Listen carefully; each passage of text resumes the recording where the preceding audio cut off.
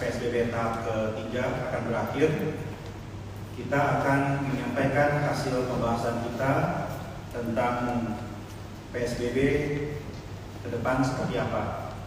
Yang pertama, pemerintah kota telah mengadakan focus group discussion, meminta masukan dari semua kalangan, dari kampus, dari pengusaha, dari berbagai elemen di Kota Bogor, meminta masukan untuk rumusan PSBB atau pasca PSBB ke depan. Kemudian Pemkot juga mendengar rekomendasi atau kajian dari pakar epidemiologis Dr. Miko dari UI yang disampaikan kepada kami. Pada intinya yang disampaikan oleh pakar epidemiologis adalah bahwa apabila tren PSBB tahap ketiga di Kota Bogor sudah dikatakan melandai, pertumbuhan kasus positif semakin minim dan juga RO-nya di bawah 1, maka Kota Bogor akan bisa untuk memulai memasuki fase baru pasca PSBB. Berdasarkan data yang dipaparkan oleh Dinas Kesehatan tadi sore, dapat kita ketahui bahwa pada PSBB tahap pertama kasus positif 15, PSBB tahap kedua kasus positif 14 yang disampaikan berdasarkan kejadian, jadi bukan laporan. Dan PSBB tahap ketiga ini adalah 5. Jadi ada fase yang semakin melandai dan RO-nya adalah 0,74. Jadi bisa disimpulkan bahwa kontaminasi di Kota Bogor relatif sudah bisa dikendalikan. Tantangan terbesar adalah di arus mudik untuk masuk ke Kota Bogor. Nah, karena itu dengan hasil yang seperti ini, yang harus dilakukan oleh pemerintah Kota Bogor adalah mempertahankan secara ketat protokol kesehatan sembari memastikan tidak ada penularan baru yang masuk melalui orang-orang yang masuk Kota Bogor, khususnya arus mudik. Karena itu sudah saya perintahkan seluruh aparat, camat dan lurah dengan RT dan RW siaga memastikan sistem isolasi dan sistem pemantauan orang masuk ke Kota Bogor akan jauh lebih diperketat. Nah, karena itu sekali lagi, insya Allah Kota Bogor akan bersiap-siap memasuki fase tatanan baru. Pertanyaannya, kapankah fase tatanan baru itu? Fase tatanan baru akan dimulai di Kota Bogor, insya Allah pada tanggal 4 Juni 2020.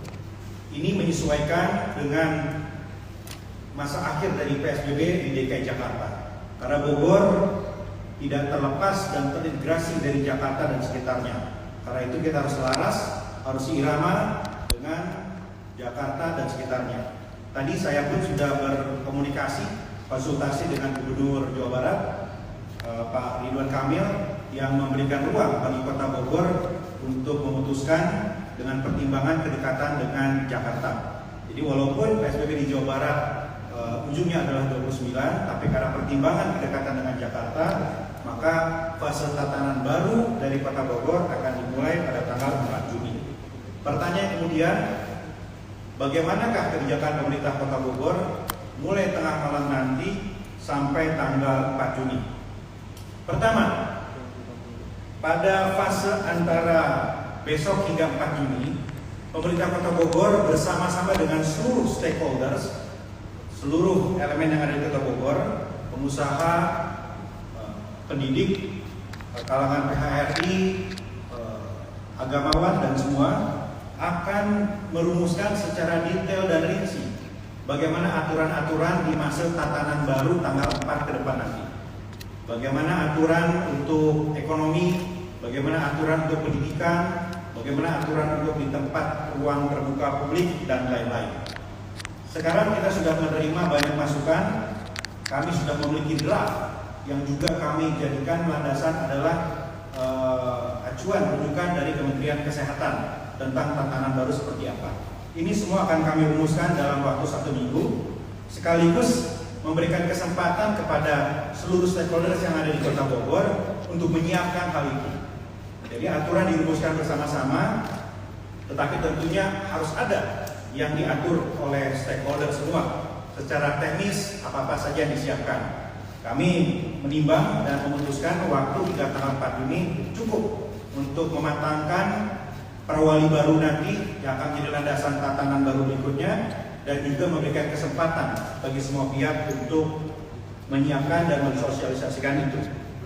Kemudian fase setelah nanti malam hingga tanggal 4 Juni, kami menamakan ini fase PSBB transisi. Kenapa? Karena ada beberapa penyesuaian, ada beberapa adaptasi yang akan diberlakukan mulai tengah malam hingga tanggal 4 Juni nanti. Pada prinsipnya protokol kesehatan akan kami perketat. Kemudian yang kedua, sekali lagi pengawasan di wilayah untuk arus keluar masuk orang akan kami perketat. Namun yang ketiga, kami akan memberikan izin bagi toko non pangan dan pasar serta restoran untuk bisa beroperasi dengan sejumlah persyaratan. Pertama, diberlakukan protokol kesehatan secara ketat dan ada pembatasan-pembatasan. Misalnya untuk restoran diwajibkan tetap dengan standar protokol kesehatan, ditambah juga dengan pembatasan atas kapasitas yang ada. Jadi tidak diperbolehkan beroperasi dengan kapasitas yang penuh. Maksimal adalah 50% dari kapasitas dengan kursi yang disimpan. Jadi betul-betul diberlakukan secara ketat. Kemudian untuk pasar dan toko-toko non pangan kami izinkan beroperasi juga dengan catatan diberlakukan protokol kesehatan dan ada batasan dalam jumlah pengunjung. Dalam hal ini perwali akan direvisi, akan ditetapkan besok menjadi panduan bagi Pol PP dan Disub. Apabila ada pelanggaran-pelanggaran, tetap kami akan berlakukan sanksi. Apabila ada toko, restoran yang kemudian beroperasi dengan full kapasitas dan tidak ada protokol kesehatan, tentu akan ada tindakan-tindakan penerapan sanksi berdasarkan perwali yang telah direvisi nanti. Yang berikutnya, saya juga memerintahkan kepada para camat dan lurah berkomunikasi dengan seluruh tokoh-tokoh untuk mengaktifasi masjid.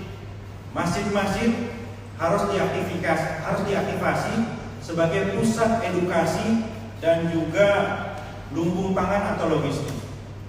Memang masjid-masjid masih kami awasi agar tidak terjadi penumpukan manusia, tetap ada pembatasan dalam tata cara beribadah.